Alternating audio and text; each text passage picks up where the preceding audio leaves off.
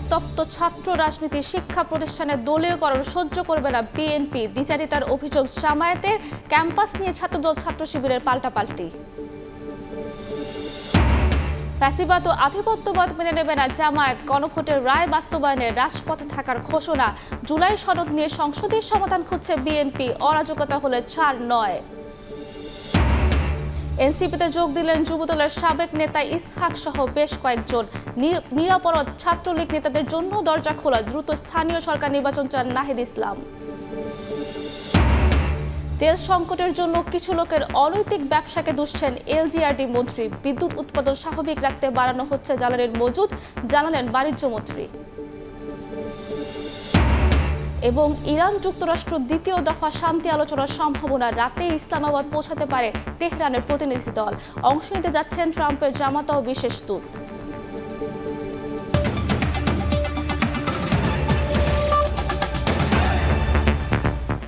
প্রবাসের সময়ের সঙ্গে আছি আমি সাব্বিনা মজুমদার। সংসদে সরকার ও বিরোধী দলের ঐক্য আর বাইরে কোন্দলে লিপ্ত তাদেরই দুই ছাত্র সংগঠন। হঠাৎ করে উত্তাপ ছড়াচ্ছে ছাত্র রাজনীতি। বিএনপি বলছে শিক্ষা প্রতিষ্ঠানে কোনো দলীয়করণ চলবে না। অন্যদিকে সরকারি দলের বিরুদ্ধে দ্বিচারিতার অভিযোগ এনে ছাত্রদলকে সংযত হওয়ার আহ্বান জামায়াতের। ক্যাম্পাসে সংঘাত বন্ধ ও সহাবস্থান নিশ্চিতে সাংগঠনিক অভিভাবকের ভূমিকা চান বিশ্লেষকরা। হাসান বলির প্রতিবেদন।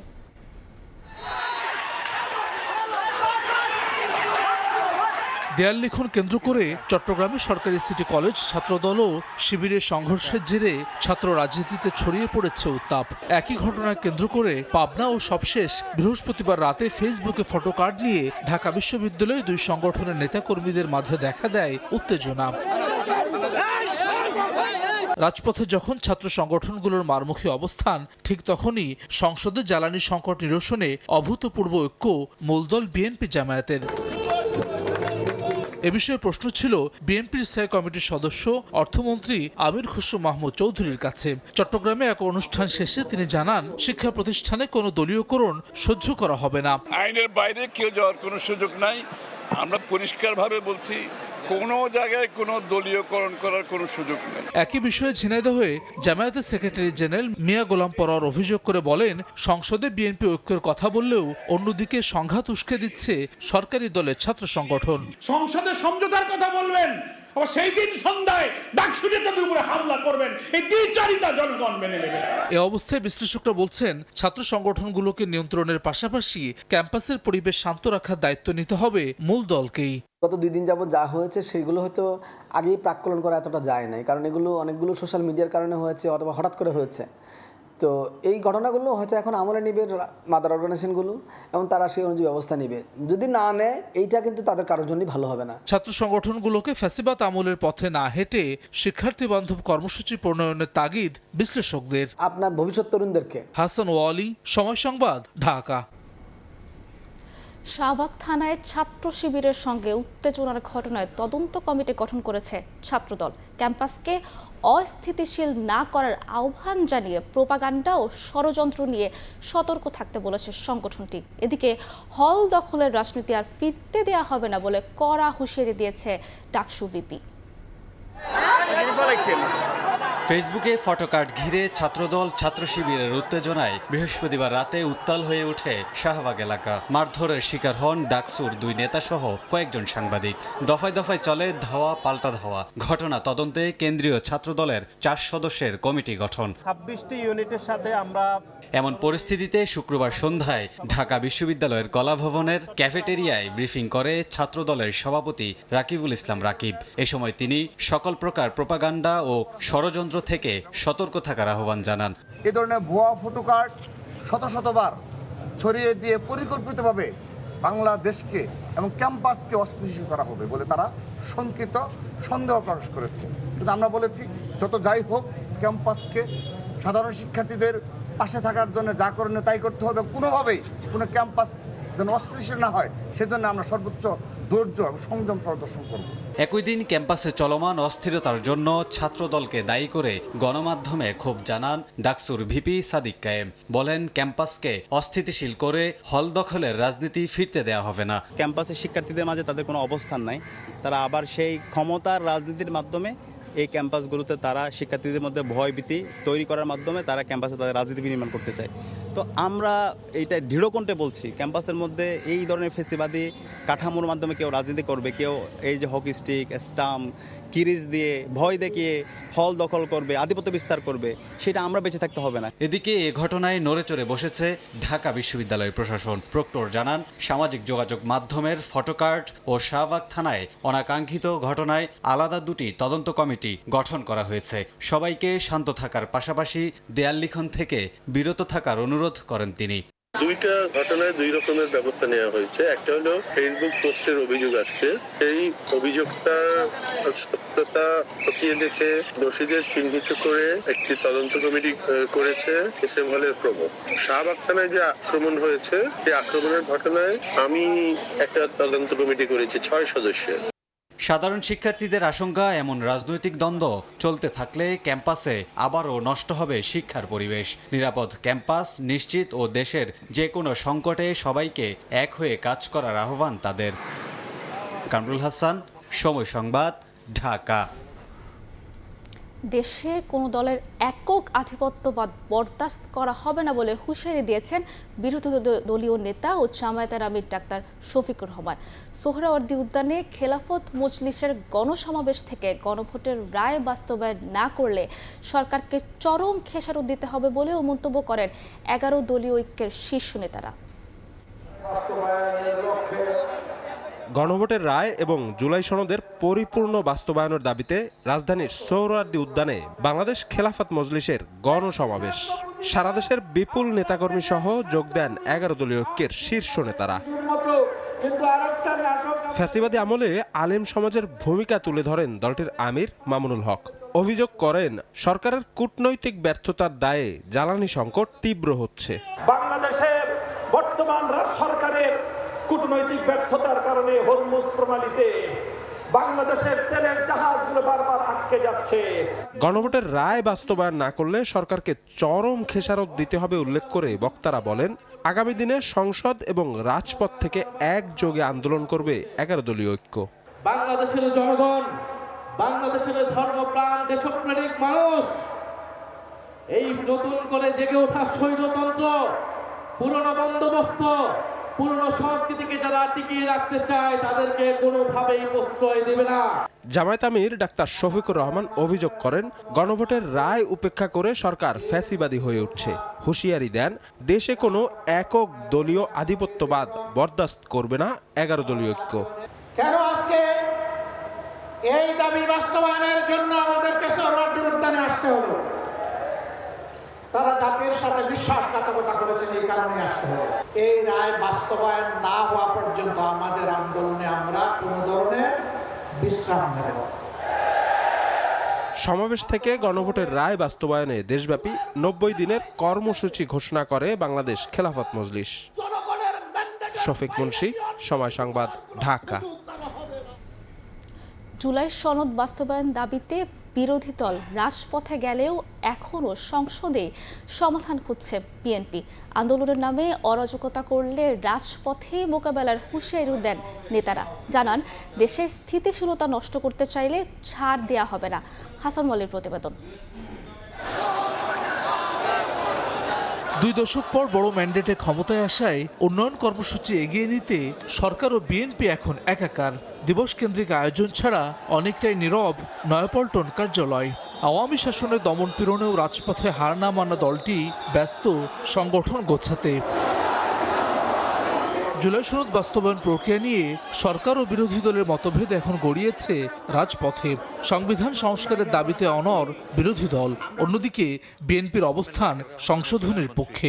এই 2 শব্দের লড়াইয়ে ক্রমেই ঘনীভূত হচ্ছে রাজনৈতিক সংকট। 2 মাসের মধ্যেই বিরোধী দলের রাজপথে এমন আন্দোলনকে সন্দেহের চোখে দেখছে বিএনপি। অরাজকতা সৃষ্টি করতে চাইলে বিএনপি মাঠে নামবে বলে হুঁশিয়ারি নেতাদের। দেশটাকে অরাজকতা সৃষ্টি করে এদেশের জন্য গণতন্ত্র আর না আসতে পারে, তাহলে তাদের বিরুদ্ধে আমরা অবস্থান নিব না। যারা নামবে দেশের জনগণের বিরুদ্ধে, আমরা তখন তাদের বিরুদ্ধে আমরা অবস্থান নিব। বাংলাদেশে স্থিতিশীলতা যদি না থাকে, সামনের দিকে এগিয়ে যাওয়ার কোনো সুযোগ নেই। স্থিতিশীলতা নষ্ট করবে এমন কোনো শক্তি, তারা যেই হোক, কাউকে এখানে ছাড় দেওয়া হবে না। রাজপথের সংঘাত এড়িয়ে সংসদীয় বিতর্কের মাধ্যমে এই সংকটের যৌক্তিক সমাধান সম্ভব বলে মনে করছেন বিএনপির ভাইস চেয়ারম্যান। সরকারি দল বলে নাই যে জুলাই সনদ বাস্তবায়ন করবে না। এই সংসদ চলবে, এটা আইনের মধ্যে আসবে, সংবিধান সংশোধন হবে, তারপরে এই সনদ বাস্তবায়ন বা সনদে। কিন্তু তার আগেই, ঘোড়ার আগে তো গাড়ি জোড়া যায় না। বিএনপি নেতারা বলছেন লক্ষ্য এখন দ্বিমুখী। একদিকে রাষ্ট্র মেরামত, অন্যদিকে দল পুনর্গঠন। তবে রাজপথে বিরোধী দলের কর্মকাণ্ডের ওপর সজাগ দৃষ্টি রাখছে বিএনপি। হাসান ওয়ালি, সময় সংবাদ, ঢাকা। এনসিপির নেতৃত্বে স্থানীয় সরকার নির্বাচনে এবার তারুণ্যের জয়ের আশা দলটির আহ্বায়ক নাহিদ ইসলামের। সাবেক যুবদল নেতা ইসহাক সরকারের এনসিপিতে যোগদান অনুষ্ঠানে একথা বলেন তিনি। দলটির মুখ্য সংগঠক সার্জিস আলম সময় সংবাদকে জানান, অপরাধী নয় এমন আওয়ামী লীগ ছাত্রলীগ নেতাদের জন্য খোলা থাকছে এনসিপির দরজা। জুলাইয়ের উত্তাল রাজপথ থেকে নির্বাচনী মাঠ পেরিয়ে সংসদে এখন জাতীয় নাগরিক পার্টি এনসিপি। রাজনীতির মাঠে নতুন এই দলটি বছর জুড়েই ছিল আলোচনা আর সমালোচনায়। উপজেলা পরিষদ নির্বাচনকে সামনে রেখে এর মধ্যে বিভিন্ন দলের বঞ্চিত নেতাকর্মীদের টার্গেট করে এগোচ্ছে এনসিপি। সম্প্রতি চট্টগ্রামের সাবেক মেয়র ও বিএনপি নেতা মঞ্জুর আলমের বাসায় হাসনাত আবদুল্লার বৈঠক উস্কে দিয়েছে নতুন বিতর্ক। সেই সাথে গুঞ্জন আছে এনসিপিতে যোগ দিতে পারেন স্বতন্ত্র এমপি ব্যারিস্টার রুমিন ফারহানা। সব গুঞ্জনকে সত্যি করেই শুক্রবার রাজধানীতে ঘটা করে এনসিপিতে যোগ দিলেন ঢাকা ৭ আসনে স্বতন্ত্র নির্বাচন করা যুবদলের সাবেক নেতা ইসহাক সরকার। একই সাথে যোগ দেন শেরেবাংলা একে ফজলুল হকের নাতনি ফেরসামিন হক ইকবাল, অ্যাক্টিভিস্ট মহিউদ্দিন রনি ও কন্টেন্ট ক্রিয়েটর নুরুজ্জামান কাফি সহ বেশ কয়েকজন। এ সময় নাহিদ ইসলাম বলেন, তরুণরাই স্থানীয় সরকার নির্বাচনে হবে এনসিপির তুরুপের তাস। আমরা তরুণদেরকে আহ্বান জানাচ্ছি যে স্থানীয় সরকার নির্বাচনে এবার তারুণ্যের শক্তির জয় জয়কার হবে এবং সেটা এনসিপির সমর্থনই হবে। এর আগে সময় সংবাদকে দলটির মুখ্য সংগঠক সার্জিস আলম জানান, আর কাদের জন্য খোলা থাকছে এনসিপির দরজা। বিএনপি বলেন, জামায়াত ইসলাম বলেন, আওয়ামী লীগ বলেন, গণ অধিকার, যে কোনো রাজনৈতিক দল যারা এনসিপির আদর্শটাকে ধারণ করবে, এটা একটা গুরুত্বপূর্ণ বিষয়। এবং দুই, যাদের পূর্বে ফ্যাসিস্টের যে কাঠামো, যার মধ্য দিয়ে তারা মানুষের জুলুম করেছে, নির্যাতন করেছে, এটার সাথে যার কোনো সম্পৃক্ততা নাই, তারা যে কেউ আমাদের দলে চাইলে আসতে পারে। দলের মধ্যমপন্থা ও ভবিষ্যৎ সম্ভাবনার কারণেই বিভিন্ন প্ল্যাটফর্ম থেকে সম্প্রতি অনেক সদস্যই এনসিপিতে যোগদান করছেন বলে মনে করেন দলের এই শীর্ষ নেতা। শাবাব ওয়াসি, সময় সংবাদ, ঢাকা। রাজধানীর ফিলিং স্টেশনে জ্বালানি তেল সংগ্রহে কিছুটা কমেছে ভোগান্তি। পাম্প কর্তৃপক্ষ গ্রাহকরা বলছেন, ফুয়েল পাস অ্যাপের ব্যবহার ও তেলের সরবরাহ বাড়ায় ধীরে ধীরে নিয়ন্ত্রণে আসছে পরিস্থিতি। তবে ছুটির দিনে ডিপো থেকে বাড়তি তেলের চালান না পাওয়ার অভিযোগ কিছু কিছু ফিলিং স্টেশনের। জ্বালানি সংকটে ফিলিং স্টেশনে বিভিন্ন যানবাহনের লম্বা সারির চিত্রে কিছুটা পরিবর্তন না হলেও ভোগান্তি কিছুটা কমেছে। 5 থেকে 7 ঘন্টা জ্বালানি সংগ্রহের অপেক্ষার সময় কমে 2.5 ঘন্টায় নেমেছে। আগের শুক্রবার আমি ভরছিলাম, তখন এসে আমি 640 নাম্বার সিটে ছিলাম। এখন মোটামুটি 150 জন পরে আসছি। 150 জন মানে আগেতে তুলনায় সিরিয়ালটা কমছে। দ্রুততম সময়ের মধ্যে সরকারের একটা ভালো একটা পদক্ষেপ দরকার। আজকে অন্য দিনের চেয়ে একটু কম মনে হচ্ছে আর কি। ভোগান্তি কিছুটা কমার পেছনে ফুয়েল পাস অ্যাপ ব্যবহারের সুবিধা দেখছেন গ্রাহকরা। তারা বলছেন, বাড়তি দামের কারণে প্রভাব পড়েছে বিক্রিতেও। রিজার্ভটা কেউ না করতে পারে, এটা নিঃসন্দেহে ভালো দিক। এটা হওয়া উচিত ছিল আগেই। ফুয়েল পাস হওয়াতে সবাই একবার করে নিতে পারতেছে, বেশি করে নিতে পারতেছে না। আগে যে একবার যা 2 বার নিতে পারতো বা 3 বার নিতে পারতো, ওই সুযোগটা এখন নাই। এক সময় মনে করেন আরো প্রকট ছিল, সেই প্রকট থেকে কিছুটা উত্তরণের লক্ষণ দেখা যাচ্ছে। এক ধাপে লিটারে 20 টাকা বাড়াটা মোটেও ঠিক হয় নাই। ছুটির দিনে রাজধানীর বেশিরভাগ ফিলিং স্টেশনেই জ্বালানির সরবরাহ স্বাভাবিক রয়েছে বলে দাবি বেশিরভাগ পাম্প কর্তৃপক্ষের। তবে ডিপো থেকে চাহিদা মাফিক জ্বালানি তেল না পাওয়ার অভিযোগও আছে কারো কারো। বৃহস্পতিবার আমাদের গতকালকে 27,000 দিছে, এই কারণে 27,000 বলতে 2 গাড়ি, যেটা শুক্রবার বন্ধ থাকবে, বৃহস্পতি শুক্র এই 2 দিনের তেলটা গতকাল কিনতেছে, তাতে মনে হচ্ছে যে আর আমাদের বাড়তি দেয় না। ফুয়েল পাস অ্যাপের মাধ্যমে বাইকাররা তুলনামূলক শৃঙ্খলা বজায় রাখায় এই অ্যাপ অন্যান্য যানবাহনের জন্য উন্মুক্ত করার দাবি উঠেছে। শিমুল হোসেন, সময় সংবাদ, ঢাকা। দেশে তেলের পর্যাপ্ত মজুদ থাকলেও কিছু লোকের অনৈতিক ব্যবসার কারণে সংকট তৈরি হয়েছে বলে মন্তব্য করেছেন এলজিআরডি মন্ত্রী মির্জা ফখরুল ইসলাম আলমগীর। শুক্রবার দুপুরে ঠাকুরগাঁওয়ে মির্জা রুহুল আমির মিলনায়তনে ঘূর্ণিঝড়ে ক্ষতিগ্রস্ত পরিবারকে টিন ও নগদ অর্থ প্রদান অনুষ্ঠানে একথা বলেন তিনি। মন্ত্রী আরও বলেন, মানুষকে নতুন করে বেঁচে থাকার স্বপ্ন দেখাচ্ছে বর্তমান সরকার। অর্থনৈতিক উন্নয়নে নেওয়া হচ্ছে নতুন নতুন প্রকল্প।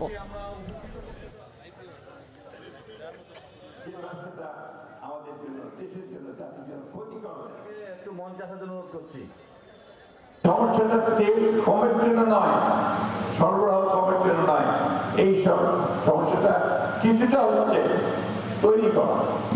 দুঃখজনকভাবে কিছু মানুষ এখানে একটা অনৈতিক ব্যবসা শুরু করেছে। আমি ডিসি সাহেবকে বলেছি, আমার ওনারা নিয়োগ করেছেন, এটার দিকে আরো নজর দিতে হবে। কেউ যেন কোনোভাবেই তেল বিক্রি করে ফায়দা না করতে পারে, তার জন্য ব্যবস্থা করতে হবে। বিদ্যুৎ উৎপাদন স্বাভাবিক রাখতে তেল ও গ্যাসের মজুদ বাড়ানো হচ্ছে বলে জানিয়েছেন বাণিজ্য মন্ত্রী খন্দকার আব্দুল মুক্তাদির। শুক্রবার সকালে সিলেটের বাসিয়া খাল পরিদর্শন করে তিনি আরও বলেন, আন্তর্জাতিক বাজারে উচ্চ মূল্যে জ্বালানি কিনতে হলেও এর পুরো চাপ ভোক্তাদের ওপর পড়তে দেবে না সরকার। আমরা তেলেও আমদানি নির্ভর, গ্যাসেও এখন আমদানি নির্ভর, কিন্তু এটির জন্য বড় কোনো সাস্টেইনেবল স্টোরেজ তৈরির উদ্যোগ আমরা নেই।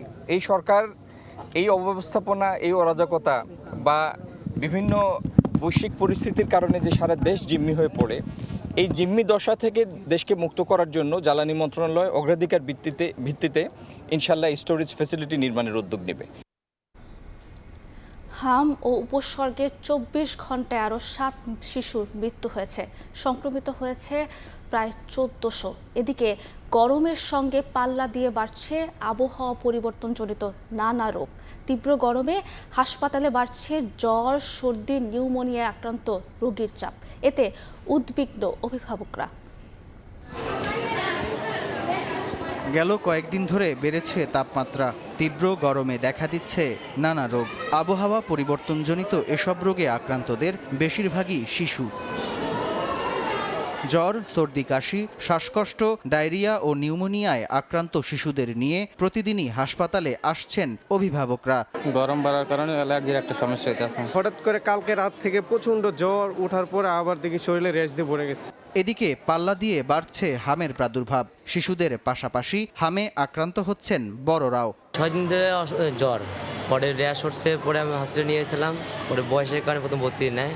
আবহাওয়া পরিবর্তনজনিত রোগ ও হামের প্রাদুর্ভাব মোকাবেলায় স্বাস্থ্যবিধি মেনে চলার পরামর্শ চিকিৎসকদের।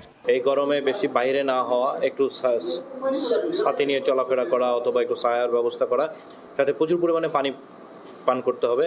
এ সময় সামান্য অসুস্থতাকে অবহেলা না করে দ্রুত চিকিৎসকের শরণাপন্ন হওয়ার পরামর্শ বিশেষজ্ঞদের। সামদানি প্রত্যয়, সময় সংবাদ, ঢাকা।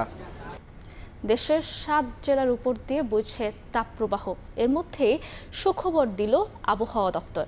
একদিন পর ময়মনসিংহ, সিলেট বিভাগ সহ কিছু অঞ্চলে বৃষ্টির পূর্বাভাস দেওয়া হয়েছে। অন্যদিকে উজানের ঢলে রয়েছে আকস্মিক বন্যার শঙ্কা।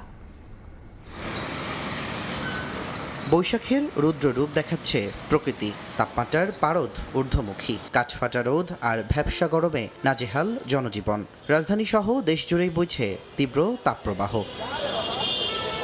বাতাসে জলীয় বাষ্পের আধিক্যে বাড়ছে অস্বস্তি। তীব্র গরমে হাঁসফাঁস অবস্থা শ্রমজীবী থেকে শুরু করে সাধারণ মানুষের। গরম যে পরিমাণ পড়ে মানুষের সহ্য হওয়ার মতো না। দেখা যাচ্ছে অল্প হাঁটলেই টায়ার্ড হয়ে যাচ্ছি। বের হলে মানে পানি খাইতে খাইতে মনে হয় যে ব্যাগে যা টাকা থাকে পানির পিছনে সব টাকা জায়গা। সরকারি বা বেসরকারি কোনো সংস্থা থেকে যে সামান্য একটু পানি বা রিফ্রেশমেন্টের জন্য যদি কোনো কিছু করা যেত তাহলে অবশ্যই ভালো হতো। আবহাওয়া অফিস বলছে যে মৃদু তাপপ্রবাহ বয়ে যাচ্ছে তা শনিবারের পর থেকে কমতে পারে এবং ময়মনসিংহ ও সিলেট বিভাগে ভারী বর্ষণের সম্ভাবনা রয়েছে। তাপপ্রবাহটা আগামী কালকে হয়তো কিছু কিছু জায়গায় থাকবে, তারপরে এটা অনেকটা প্রশমিত হয়ে যাবে এবং এসব বৃষ্টিপাতটা বাড়বে এবং আমরা ভারী বৃষ্টিপাত আশঙ্কার জন্য কিন্তু আমরা ময়মনসিংহ এবং সিলেট বিভাগের জন্য ভারী বর্ষণের একটা সতর্কতা জারি করছি এবং এটা 25 তারিখ সন্ধ্যা 6টা থেকে পরবর্তী 96 ঘন্টার জন্য। এ সময় কিন্তু দেশের অন্যান্য অঞ্চলেও বৃষ্টিপাত হবে, তবে দেশের উত্তর পূর্বাঞ্চলে বৃষ্টিপাতের প্রবণতাটা বেশি থাকবে। এছাড়া হাওড় জনপদে দেখা দিয়েছে বন্যার শঙ্কা। দুর্যোগ পূর্বাভাস কেন্দ্র বলছে উজান থেকে আসা পাহাড়ি ঢলে প্লাবিত হতে পারে নিম্নাঞ্চল, ঝুঁকিতে কৃষকের ফসল। যে স্কেলে ভারী বৃষ্টিপাতের প্রবণতা রয়েছে ওরকম যদি চলমান থাকে তাহলে হাওড় অঞ্চল এবং নদী সংলগ্ন যে নিম্নাঞ্চলগুলো রয়েছে সেখানে কিছুটা বন্যার ঝুঁকি রয়েছে। এর ফলে আমাদের প্রাইমারি ক্ষতিটা হয়ে যায় ফসলের উপরে। বিরূপ আবহাওয়ায় একদিকে যেমন পানির জন্য হাহাকার, অন্যদিকে পানির নিচে কৃষি জমি তলিয়ে যাওয়ার শঙ্কা। তুষার আহমেদ ইমন, সময় সংবাদ, ঢাকা। পহেলা মে রাজধানীতে বড় ধরনের সমাবেশ করার পরিকল্পনা নিয়েছে জাতীয়তাবাদী শ্রমিক দল। এটি ঐতিহাসিক সমাবেশে পরিণত হবে বলে মন্তব্য করেছেন বিএনপি নেতারা। শুক্রবার বিকেলে নয়াপল্টনের সংবাদ সম্মেলনে বিএনপির স্থায়ী কমিটির সদস্য নজরুল ইসলাম খান জানান, মে দিবসের সমাবেশে উপস্থিত থাকবেন প্রধানমন্ত্রী তারেক রহমান। সমাবেশে কয়েক লাখ নেতাকর্মীর উপস্থিতি হবে বলেও জানান তিনি। নজরুল ইসলাম খান বলেন, সরকারের বহু উন্নয়ন প্রচেষ্টা বাধাগ্রস্ত হচ্ছে ইরান যুক্তরাষ্ট্রের সংঘাতের কারণে। এদিকে সমাবেশ সফল করতে ব্যাপক প্রস্তুতির কথা জানিয়েছেন বিএনপির সিনিয়র যুগ্ম মহাসচিব রুহুল কবির রিজভী।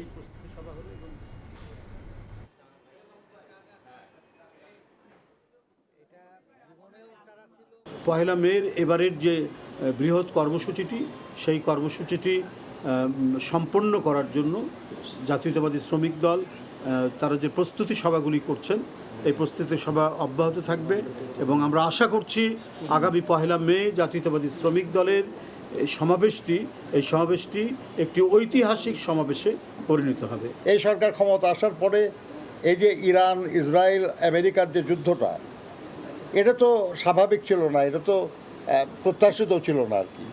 কিন্তু এই সরকারের জন্য সবচেয়ে বড় সংকটের কারণ হয়ে দাঁড়িয়েছে এটা, যেটার ব্যাপারে সরকারের কোনো হাত ছিল না। আমাদের বহু উন্নয়ন প্রচেষ্টা কিছুটা হলো বিঘ্নিত করেছে, বাধাগ্রস্ত করেছে। নির্বাচিত সরকারের আমলে কোনো ধরনের দখলদারিত্ব দেখতে চান না বলে মন্তব্য করেছেন বিপ্লবী ওয়ার্কার্স পার্টির সাধারণ সম্পাদক সাইফুল হক। শুক্রবার রাজধানীর সেগুন বাগিচায় বিপ্লবী যুব সংহতির সভায় তিনি বলেন, অপরাধীদের কোনো সুনির্দিষ্ট রাজনৈতিক পরিচয় নেই। অন্তর্বর্তী সরকারের সময় যে নৈরাজ্য ছিল, মব সন্ত্রাস ছিল, নির্বাচিত সরকারের আমলে এরকম কোনো পরিস্থিতি আমরা কেউ দেখতে চাই না। আমাদের শিক্ষাঙ্গন নিয়ে কেউ পরীক্ষা নিরীক্ষা করবেন, এটাকে পুরনো জমানার মতন কেউ দখলদারিত্ব কায়েম করার চেষ্টা করবেন, শিক্ষার গণতান্ত্রিক পরিবেশের পরিবর্তে কেউ যদি এখানে মাস্তানি, সন্ত্রাসী, দখলদারিত্ব তারা যদি কায়েম করার চেষ্টা করেন, ছাত্র, যুব সমাজ, সাধারণ মানুষ, এটা আমরা কেউ দেখতে চাই না। একদিকে মানা হচ্ছে না নকশা, অন্যদিকে দুর্বল নির্মাণ কাঠামো নিয়ে গাজীপুরে গড়ে উঠছে একের পর এক ভবন। সেগুলোকে আবার বৈধতা দিচ্ছে সরকারের বিভিন্ন দফতর। এসব বিষয়ে তদারকির দায়িত্বে থাকা গাজীপুর উন্নয়ন কর্তৃপক্ষের ভবনটিও অপরিকল্পিত। এমন পরিস্থিতিতে কর্তৃপক্ষের উদাসীনতা কাটিয়ে আরও কঠোর হওয়ার পরামর্শ সচেতন সমাজের। মোহাম্মদ আরিফের ছবিতে মেহেদি হাসানের রিপোর্ট। নিয়ম বহির্ভূতভাবে গড়ে ওঠা 10 তলা এই ভবনটির ফ্লোরগুলো ভাড়ায় নিয়েছে সরকারি বিভিন্ন দপ্তর। অথচ দফায় দফায় চিঠি দিয়ে বহু আগেই ভবনটিকে ঝুঁকিপূর্ণ জানিয়েছে ফায়ার সার্ভিস। কিন্তু কে শোনে কার কথা? নিয়মনীতির তোয়াক্কা না করায় দুর্নীতি আর অনিয়ম খোঁজা যাদের কাজ, সেই দুদক, পরিসংখ্যান অফিস সহ জেলার গুরুত্বপূর্ণ সব দপ্তরই এখন বড় ধরনের দুর্ঘটনা শঙ্কায়। আশ্চর্যের ব্যাপার, এসব বিষয় তদারকির দায়িত্বে থাকা গাজীপুর উন্নয়ন কর্তৃপক্ষের ভবনটিরও একই দশা। ভাড়ায় নেওয়া জেলার প্রতিটি থানার ভবনগুলো ঝুঁকিপূর্ণ। শিল্পাঞ্চল হওয়ায় গাজীপুরে দিন দিন বাড়ছে ঘনবসতি, পাল্লা দিয়ে বাড়ছে বহুতল আবাসিক ও বাণিজ্যিক ভবন নির্মাণ, যার বড় একটা অংশ নির্মিত হচ্ছে কোনো প্রকার অনুমোদন ছাড়াই। বাড়ি ঘরে কাম চলতে আছে, ওই ইট বালু দেওয়া সবসময় ভর্তিতে, মানুষ আসতে পারে না, এই অবস্থা। একসময় এসব তদারকির দায়িত্বে ছিল পৌরসভা, এরপর সিটি কর্পোরেশন, সবশেষ গাজীপুর উন্নয়ন কর্তৃপক্ষ। সকল দপ্তরই পরিকল্পিত গাজীপুর গড়তে ব্যর্থ। নিজের মতো করে খামখেয়ালি মতো বাড়িঘর না করার জন্য অনুরোধ থাকবে। যদি এই বিল্ডিং কোডের ব্যত্যয় ঘটে, আইনি যে ক্ষমতা আছে জেলা প্রশাসনকে দেওয়া আছে, সেটা আমরা পুরোটাই অ্যাপ্লাই করব। দুর্বল নির্মাণ কাঠামো আর রাস্তা ছাড়া নকশাবিহীন ভবন নির্মাণের প্রতিযোগিতা দিন দিন বেড়েই চলছে গাজীপুরে। পরিস্থিতি এমন যে অগ্নিকাণ্ডের সময় ঘটনাস্থলে যাওয়ার ব্যবস্থাও নেই ফায়ার সার্ভিসের। কর্তৃপক্ষ যদি সঠিক পরিকল্পনার মাধ্যমে এই নগরায়নের ব্যাপারে জনগণকে সচেতন করে, আইনের প্রয়োগ ঘটায়, তাহলেই কিন্তু আসলে আমাদের প্রত্যাশিত নগরী গড়ে তোলা সম্ভব হতো। ভূমিকম্পে এখনো কোনো দুর্ঘটনা না ঘটলেও বড় ধরনের দুর্ঘটনার আশঙ্কায় রয়েছে গাজীপুরবাসী। মেহেদী হাসান, সময় সংবাদ, গাজীপুর। দেশের উত্তর ও পূর্বাঞ্চলে সর্বোচ্চ 7 মাত্রার ভূমিকম্প সৃষ্টির সক্ষমতা রাখা ফল্ট লাইনগুলো এখন বড় আতঙ্ক। অথচ দুর্যোগ মোকাবেলায় আইন থাকলেও তার প্রয়োগ নেই। বিশেষজ্ঞরা বলছেন, কেবল উদ্ধার কাজে বিনিয়োগ নয়, বরং ভূমিকম্প সহনীয় ভবন নির্মাণে সর্বোচ্চ গুরুত্ব দিতে হবে। এবছরের শুরু থেকেই ঘন ঘন ভূমিকম্পে কাঁপছে দেশ। গত 4 মাসে রেকর্ড হয়েছে ছোট বড় শতাধিক কম্পন। সকালে রাজধানীর ডিআরইউতে পেশাজীবী সংগঠন পেপারস আয়োজিত ভূমিকম্প পরিপ্রেক্ষিত বাংলাদেশ শীর্ষক সেমিনারে বিশেষজ্ঞ প্রকৌশলী ও স্থপতিদের আলোচনায় জানা যায়, দেশের উত্তর আর পূর্বাঞ্চল ভূমিকম্পের জন্য সবচেয়ে ঝুঁকিপূর্ণ। পূর্বাভাসবিহীন এই দুর্যোগ মোকাবেলায় কঠোরভাবে বিল্ডিং কোড মেনে চলার তাগিদ দিচ্ছেন তারা। ভূমিকম্প কতটুকু ক্ষতি করবে বেসিক্যালি সেটা ডিপেন্ড করবে কয়েকটা জিনিসের উপর। এক মোটা দাগে যদি বলি, সেটা হচ্ছে যে কত মাত্রার ভূমিকম্প হচ্ছে, মাটির কত গভীরে সেটা তৈরি হচ্ছে, কী ধরনের মাটিতে সেটা তৈরি হচ্ছে, আরেকটা হচ্ছে ওই অঞ্চলের জনবসতি বা ঘনবসতি কেমন। These are all public safety issues, যেগুলো বিল্ডিং কোড দ্বারা, রেগুলেশন দ্বারা আমরা যদি কন্ট্রোল করতে পারি, এটা খুব একটা মেজর রকেট সায়েন্স না, কিন্তু এগুলো পলিসি দ্বারা এবং কোড দ্বারা অবশ্যই আমাদের এটা করতে হবে। ভবন নির্মাণের ক্ষেত্রে সামগ্রিকভাবে সঠিক রাজনৈতিক নির্দেশনা প্রয়োজন জানিয়ে বুয়েটের বিশেষজ্ঞরা বলছেন, রাজুকের কাজ তদারকিতেও আলাদা ব্যবস্থা থাকা উচিত। পৃথিবীর সব দেশে এই ধরনের ভবনগুলোকে চিহ্নিতকরণ এবং ভবনটা খারাপ না ভালো চিহ্নিত করার জন্য আউটসোর্স করা হচ্ছে, থার্ড পার্টিকে নিয়োগ করা হয়, অর্থাৎ তৃতীয় পক্ষকে। কারণ রাজুক যেহেতু নিজেই হচ্ছে বিল্ডিংয়ের ছাড়পত্র দিচ্ছে, নকশা অনুমোদন দিচ্ছে, তাকে দিয়ে বিল্ডিং চেক করার কোনো কারণ নেই। দুর্যোগের পর উদ্ধার কাজের চেয়ে পূর্বাভাসবিহীন এই প্রাকৃতিক বিড়ম্বনা মোকাবেলায় সংশ্লিষ্টদের যথোপযুক্ত প্রশিক্ষণ দিতে হবে, মত বিশেষজ্ঞদের। মায়মুনা হায়দার চৌধুরী, সময় সংবাদ, ঢাকা। মানিকগঞ্জের শিশু আতিকা হত্যার পর গণপিটুনিতে নিহত হয়েছে 2 জন। 2 ঘটনায় পাল্টাপাল্টি মামলা হয়েছে। গণপিটুনিতে হত্যার ঘটনায় করা মামলার ভয়ে এখন ওই এলাকা পুরুষ শূন্য। আতিকা হত্যা মামলায় গ্রেফতার নাইবের স্বীকারোক্তি অনুযায়ী উদ্ধার করা হয়েছে নিহতের স্বর্ণালংকার। শিশু হত্যার ক্ষোভে অভিযুক্তের বাবা চাচাকে গণপিটুনিতে হত্যা হয়েছে, পাল্টাপাল্টি মামলা। এখন আসামি হওয়ার ভয়ে পুরো এলাকা পুরোশূন্য। মানিকগঞ্জ সদরের কান্দারপাড় গ্রামে আলোচিত শিশু আতিকা হত্যার 2 দিন পর গ্রেফতার করা হয়েছে মূল অভিযুক্ত নাইমকে। তার বিরুদ্ধে আতিকার পরিবারের পক্ষ থেকে করা হয়েছে হত্যা মামলা। অন্যদিকে আতিকা হত্যার পর নাইমকে না পেয়ে তার বাবা পান্নু মিয়া, চাচা ফজলুর রহমান এবং বড় ভাই নাজমুল হোসেনকে ডেকে এনে গণপিটুনি দেয় এলাকাবাসী। এতে পান্নু ও ফজলুর মারা গেলে অজ্ঞাতদের আসামি করে পাল্টা মামলা হয়। এরপর থেকে মামলার ভয়ে পালিয়ে গ্রামের সব পুরুষ। আতঙ্কে দিন পার করছেন নারীরা। 80-90 জন মানুষের নামে এরকম একটা মামলা দিছে, তারা সবাই পলাতক। আতঙ্কে ভয়ে থাকি, আমার ছেলে পেলেরা কেউ বাড়ি নামক বাড়ি পুরুষ মানুষ নাই। আমরা আতিকা হত্যার পর থেকে আর কি অনেক ভয়ে আছি, আতঙ্কে আছি, কোনো একটা পুরুষ মানুষ আমাদের বাড়িতে নাই। অভিযুক্ত নাইম সহ দোষীদের দৃষ্টান্তমূলক শাস্তির দাবি নিহত শিশুর পরিবারের। ওরা নিষ্ঠুরের মতো মারছে, অগজানি আল্লাহ কি অগজানি সরকার এমন দেয় জানে আমার মেয়ের দেহে আমার বুক যেমন খালি করছে, আর কোনো মায়ের মায়ের বুক জানি একটার বুকও জানি খালি করে না, ওরা জানি মৃত্যুদণ্ড হয়। এদিকে আতিকা হত্যা মামলায় গ্রেফতার নাইমের স্বীকারোক্তি অনুযায়ী উদ্ধার করা হয়েছে নিহতের স্বর্ণালঙ্কার। আর কোনো ঘটনার পর আইন নিজের হাতে তুলে না নেওয়ার আহ্বান পুলিশের। প্রকৃত যারা অপরাধ করেছে শুধুমাত্র তাদেরকে আমরা আইনের আওতায় নিয়ে আসব, কিন্তু যারা আসলে কোনো অপরাধ করে নেই তাদের পালিয়ে বেড়ানোর কোনো প্রয়োজন নেই। দ্রুততম সময়ে আপনারা জানেন যে ইতিমধ্যে আমরা নাইমকে অ্যারেস্ট করেছি এবং সে বিজ্ঞ আদালতে নিজেকে জড়িয়ে অপরাধ স্বীকার করে সে 164 মানে স্বীকারোক্তিমূলক জবানবন্দি প্রদান করেছে। গত 16 এপ্রিল বিকেলে কান্দারপাড় গ্রামে প্রথম শ্রেণীর ছাত্রী আতিকা আক্তারকে হত্যা করে তার স্বর্ণালঙ্কার লুট করে নাইম। সময় সংবাদ, মানিকগঞ্জ। সোনালী আঁশ উৎপাদনে খ্যাত ফরিদপুরে এবার ফিকে হয়ে আসছে কৃষকের স্বপ্ন। তীব্র তাপপ্রবাহ আর ডিজেল সংকটে সেচ দিতে না পারায় ব্যাহত হচ্ছে পাটের আবাদ।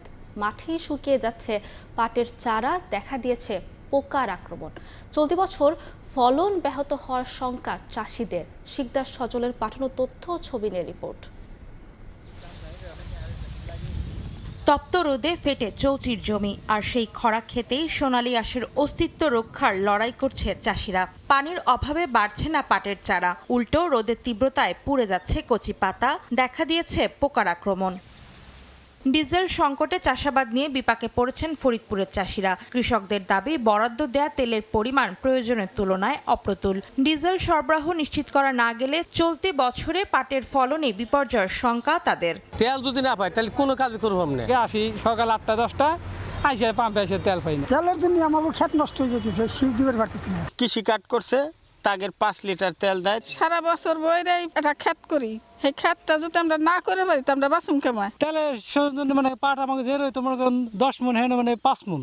পেট্রোল পাম্প কর্তৃপক্ষ বলছে, জেলায় ডিজেলের যে পরিমাণ চাহিদা রয়েছে সে তুলনায় কম পাচ্ছেন তারা। তেলের অবস্থা আমরা মোটামুটি যাই পাচ্ছি, আমাদের এই জায়গার চাহিদা তার চাইতে বেশি। জেলা প্রশাসন ও কৃষি বিভাগ বলছে, ডিজেল সংকটে চাষাবাদ যেন ব্যাহত না হয় সে উদ্যোগ নেওয়া হয়েছে। কৃষকদেরকে সেচ সহায়তার জন্য ফুয়েল কার্ড বিতরণ করা হচ্ছে এবং পাট চাষের জন্য যে সেচের প্রয়োজন, সেই সেচের জন্য যে প্রয়োজনীয় তেল, সেই তেলের জন্য তাদের কার্ড সংশ্লিষ্ট কৃষকদেরকে প্রেরণ করা হচ্ছে। সংকট থেকে উত্তরণের জন্য এবং কৃষকদের যে ডিজেলের প্রাপ্তি যেটা আছে সেটা সরবরাহটা নিশ্চিত করার জন্য আমরা ইতিমধ্যে প্রত্যেক উপজেলা নির্বাহী অফিসাররা, কৃষির সাথে সংশ্লিষ্ট কর্মকর্তারা কাজ করছেন।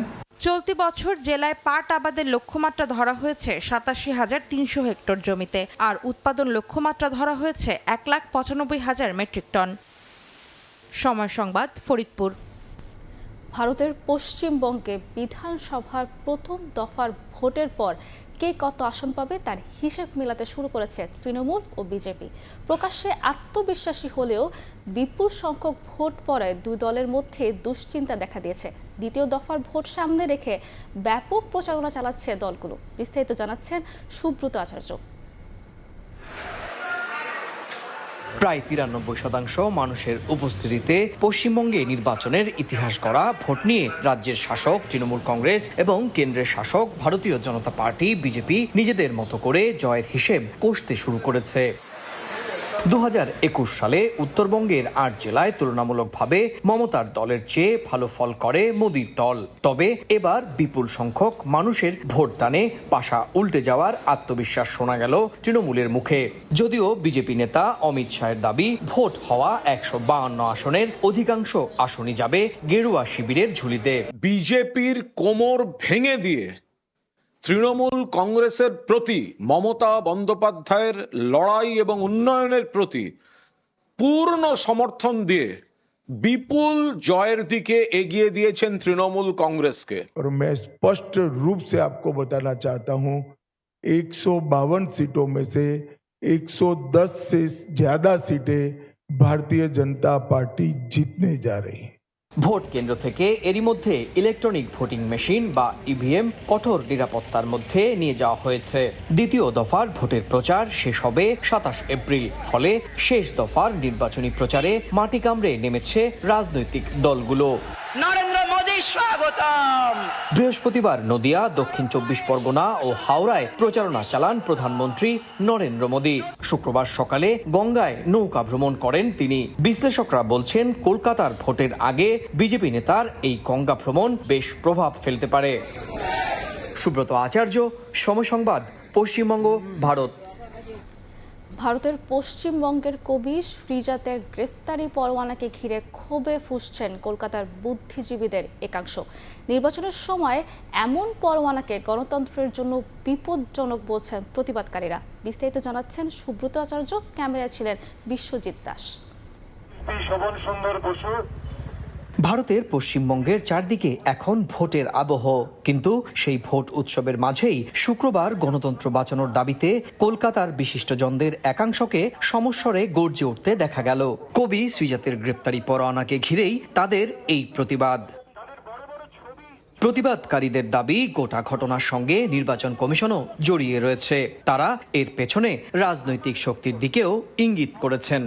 যেহেতু শ্রীজাত বিভিন্ন সময় বিজেপির বিরুদ্ধে প্রতিবাদ করেছেন, মিছিলে হেঁটেছেন, কবিতা লিখেছেন, শ্রীজাতকে এই যে ষড়যন্ত্র করে জেলে পোড়ার চেষ্টা এবং হয়রানি করা, তার বিরুদ্ধে আজকে আমরা প্রতিবাদ জানাই। কোন রকম সমালোচনা চলবে না বা তার বিরুদ্ধাচরণ চলবে না, তা করলেই তাকে জেলে ভরতে হবে, এইটার বিরোধিতা আমরা আজকে নাগরিক সমাজ, বিভিন্ন ক্ষেত্রের মানুষরা তার বিরোধিতা করছি। প্রতিবাদে যোগ দেন কবি শ্রীজাত নিজেও। তিনি মঞ্চে নিজের লেখা একটি কবিতাও পাঠ করেন। পরে সময় সংবাদকে প্রতিক্রিয়া জানিয়ে বলেন, আইনি লড়াই চলবে।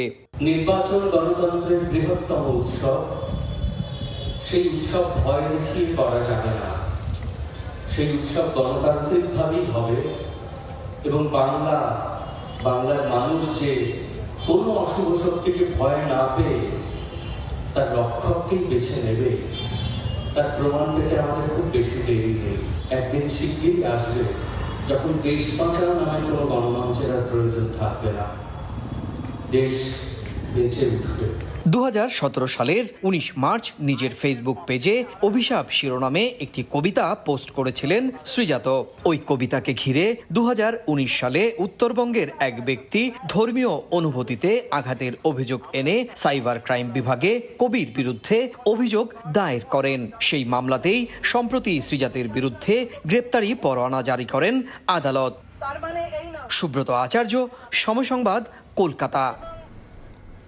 মালদ্বীপে অবৈধ অভিবাসীদের বিরুদ্ধে চলমান অপারেশন কুরাঙ্গির তৃতীয় ধাপ শুরু হচ্ছে 2রা মে। এ ধাপে ভিসা ফি পরিশোধ না করা অভিবাসীদের বিরুদ্ধে কঠোর ব্যবস্থা সহ নিজ দেশে ফেরত পাঠানো হবে বলে জানিয়েছেন দেশটির স্বরাষ্ট্রমন্ত্রী আলী ইহুসান। তবে অভিযান বাস্তবায়ন হলে প্রবাসী বাংলাদেশিরাই সবচেয়ে বেশি ভুক্তভোগী হতে পারে বলে আশঙ্কা করছেন সংশ্লিষ্টরা। খন্দকার ওমর ফারুকের তথ্য ছবিতে বিস্তারিত। 2024 সালের 2 মে থেকে মালদ্বীপে কর্মরত অভিবাসী কর্মীদের তথ্য সংগ্রহের জন্য দেশটির বর্তমান সরকার বিশেষ অভিযান পরিচালনা শুরু করে, যার মধ্যে অপারেশন কুরাঙ্গি ছিল অন্যতম। বৃহস্পতিবার এক সংবাদ সম্মেলনে দেশটির স্বরাষ্ট্রমন্ত্রী আলী ইহুসান জানান, এই অভিযান পরিচালনার আগে মাত্র 28.97% অভিবাসী বৈধভাবে কর্মরত ছিলেন। বাকিদের কোনো সঠিক তথ্য ছিল না। তবে গত 2 বছর ধরে অপারেশন কুরাঙ্গির অধীনে অভিযান পরিচালনায় সেই সংখ্যা 62% উন্নীত হয়। মালদ্বীপের স্বরাষ্ট্রমন্ত্রী আরও জানান, 2933 জন অভিবাসী কর্মী এখনও তাদের বিবরণ জমা দেননি। আগামী 1 বছরের মধ্যে তাদেরও এই নিয়মের আওতায় আনা হবে। এ লক্ষ্যে আগামী 2 মে থেকে শুরু হচ্ছে অপারেশন কুরাঙ্গির তৃতীয় পর্যায়ের অভিযান। এই ধাপে ভিসা ফি পরিশোধ না করা সহ প্রয়োজনীয় তথ্য প্রদানে ব্যর্থ অভিবাসীদের বিরুদ্ধে কঠোর ব্যবস্থা সহ নিজ দেশে ফেরত পাঠানো হবে বলে জানান তিনি। তবে অভিযান বাস্তবায়ন হলে প্রবাসী বাংলাদেশিরা বেশি ভুক্তভোগী হতে পারেন বলে আশঙ্কা করা হচ্ছে। এই এপ্রিলের মধ্যে ভিসা ফি আপডেট এবং পেমেন্ট না করা হবে।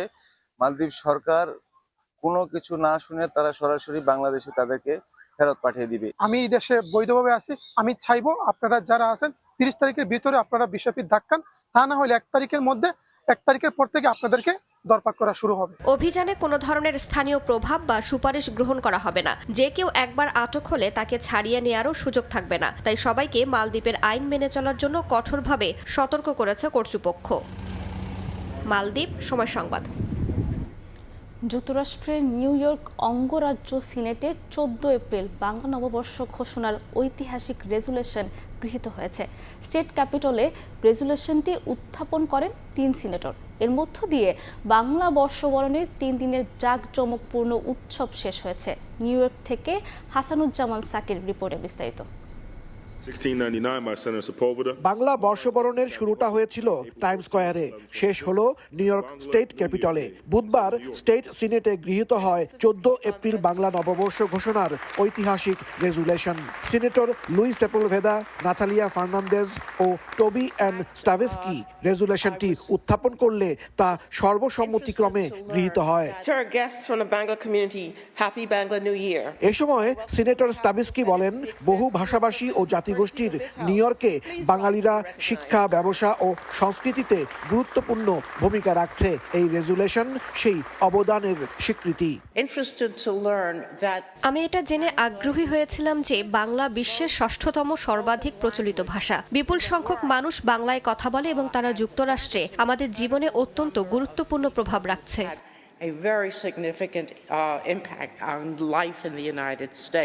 এ উপলক্ষে আয়োজিত এক অনুষ্ঠানে উপস্থিত ছিলেন প্রায় 50 জন প্রবাসী বাঙালি। আমাদের সন্তানরাও আমেরিকার প্রেসিডেন্ট হবে, এটি সেই রকম একটি সিঁড়ি। It's a great honor for us and we hope to contribute to the growth of America and make America the truly diverse country that it is. পরে মহিতোষ তালুকদার তাপসের পরিচালনায় সাংস্কৃতিক অনুষ্ঠানের মধ্য দিয়ে শেষ হয় দিনব্যাপী আয়োজন। হাসানুজ্জামান সাকি, সময় সংবাদ, আলবানি, নিউ ইয়র্ক।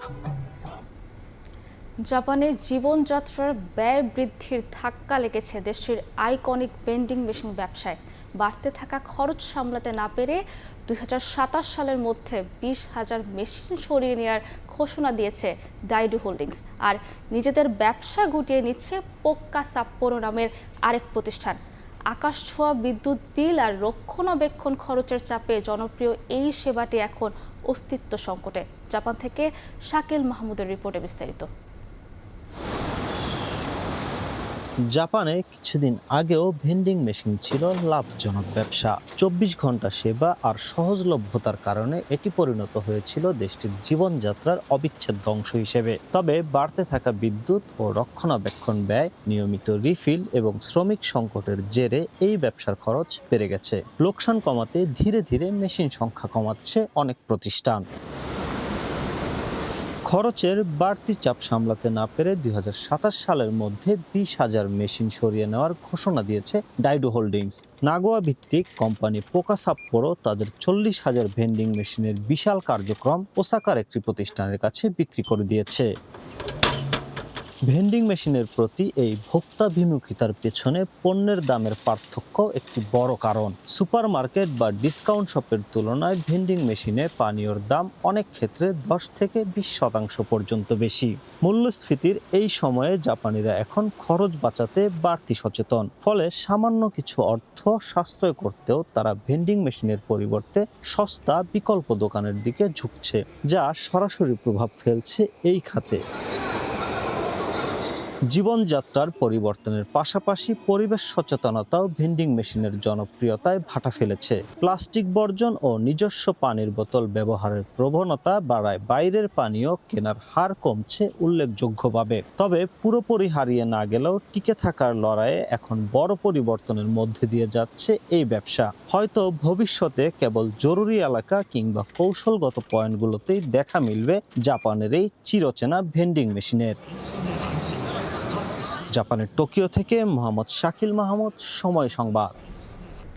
দেশের ফুটবলে যুক্ত হতে যাচ্ছে আরও 3 প্রবাসী ফুটবলার। অনূর্ধ্ব-20 এশিয়ান কাপ বাছাইয়ের জন্য স্ট্রাইকার অ্যাডাম আব্বাস ও জিদান ইউসুফকে দলে যুক্ত করতে যাচ্ছে বাফুফে। এদিকে অ্যাস্টন ভিলার ফাউন্ডেশনে খেলা শায়লা মেদিন আহমেদ আগ্রহ প্রকাশ করেছে বাংলাদেশের হয়ে খেলতে। পরিবারের সম্মতি পাওয়ায় এই ফুটবলারের পাসপোর্ট নিয়ে কাজ শুরু করতে চায় বাফুফে। অনূর্ধ্ব-20 সাফ জয়ের পর বাফুফের লক্ষ্য অনূর্ধ্ব-20 এশিয়ান কাপের মূল মঞ্চে জায়গা করে নেওয়া। সেই লক্ষ্যে বয়সভিত্তিক এই দলটাকে আরও বেশি শক্তিশালী করার উদ্যোগ নিয়েছে ফেডারেশন। সুলিভান ব্রাদার্স ইব্রাহিম নেওয়াজের পর দেশের বয়সভিত্তিক ফুটবলে যুক্ত হতে যাচ্ছে আরও 2 বংশোদ্ভূত ফুটবলার। প্রবাসী কিংবা বিদেশি বংশোদ্ভূত ফুটবলার নিয়ে কাজ করেন বাফুফের সহসভাপতি ফাহাদ করিম। ইংল্যান্ড প্রবাসী 2 ফুটবলারের নাম ঘোষণা করেছেন তিনি। শেকড়ের টানে লাল সবুজের হয়ে খেলতে চান অ্যাডাম আব্বাস ও জিদান ইউসুফ। ম্যানচেস্টার ইউনাইটেডে বেড়ে ওঠা অ্যাডাম আব্বাস খেলেছেন প্রিমিয়ার লিগে খেলা আরেক দল বার্নলির বয়সভিত্তিক দলে। রাইট উইং পজিশনে খেলা এই ফুটবলারের সংযুক্তিতে শক্তিশালী হবে লাল সবুজদের আক্রমণ ভাগ, এমনটাই প্রত্যাশা ফুটবল ভক্তদের। হামজার মতো মায়ের সূত্রে বাংলাদেশে আসতে চান অ্যাডাম আব্বাস। অন্যদিকে ডিফেন্সের দুর্বলতা কাটাতে জিদান ইউসুফকে সংযুক্ত করতে চায় বাফুফে। 6 ফুট 4 ইঞ্চির এই সেন্টার ব্যাকের যুক্তরাষ্ট্রের নাগরিকত্ব থাকলেও বাবার দেশকে বেছে নিয়েছেন তিনি। এদিকে আনিকার পর আরও এক প্রবাসী ফুটবলার যুক্ত হতে যাচ্ছে বাংলাদেশ নারী দলে। ইংল্যান্ড প্রবাসী শায়লা মেদিনা আহমেদও শেকড়ের টানে আসতে চায় বাংলাদেশে। 17 বছর বয়সী এই ফুটবলার বর্তমানে খেলছেন ইংলিশ প্রিমিয়ার লিগের বিখ্যাত ক্লাব অ্যাস্টন ভিলার ফাউন্ডেশনে। বাংলাদেশের হয়ে খেলতে তার পরিবার বাফুফেকে দিয়েছে সবুজ সংকেত। শায়লার পরিবার থেকে সম্মতি পাওয়ার পর এই নারী ফুটবলারের পাসপোর্ট নিয়ে কাজ শুরু করতে চায় বাফুফে। জাপানে অনুষ্ঠিত হতে যাওয়া আসন্ন এশিয়ান গেমসকে মাথায় রেখেই এই উইঙ্গারকে ক্যাম্পে ডাকতে চায় ফেডারেশন। ওনারা আমাকে গ্রিন সিগন্যাল দিয়েছে যে ওনাদের ডকুমেন্টেশনে আমরা কাজ শুরু করতে পারি, এবং উনি একই সাথে ইচ্ছা পোষণ করেছে আমাদের যে এশিয়ান গেমস যেটা হবে I think end of September জাপানে, সেখানে উনি চায় শায়লা ওই ক্যাম্পে যেন আসুক এবং শায়লা যেন পার্টিসিপেট করে trying to get in to the best 23 ইনশাআল্লাহ। চলতি বছর সেপ্টেম্বরে জাপানে শুরু হতে যাচ্ছে এশিয়ান গেমস, যেখানে সরাসরি খেলবে বাংলাদেশ নারী ফুটবল দল। ফাহিম ইসলাম, সময় সংবাদ, ঢাকা। এ পর্যায়ে শীর্ষ সংবাদগুলো জানিয়ে দিচ্ছি আরেকবার। উত্তপ্ত ছাত্র রাজনীতি, শিক্ষা প্রতিষ্ঠানে দলীয়করণ সহ্য করবে না বিএনপি, দ্বিচারিতার অভিযোগ জামায়াতের, ক্যাম্পাস নিয়ে ছাত্রদল ছাত্র শিবিরের পাল্টাপাল্টি। ফ্যাসিবাদ ও আধিপত্যবাদ মেনে নেবে না জামায়াত, গণভোটের রায় বাস্তবায়নের রাজপথে থাকার ঘোষণা। জুলাই সনদ নিয়ে সংসদীয় সমাধান হচ্ছে বিএনপি, অরাজকতা হলে ছাড় নয়। এবং যুক্তরাষ্ট্রের নিখোঁজ 2 বাংলাদেশি শিক্ষার্থীর মধ্যে জামিল লিমনের মরদেহ উদ্ধার। এখনও হদিস মেলেনি নাহিদা বৃষ্টির, হত্যাকারী সন্দেহে একজন গ্রেফতার।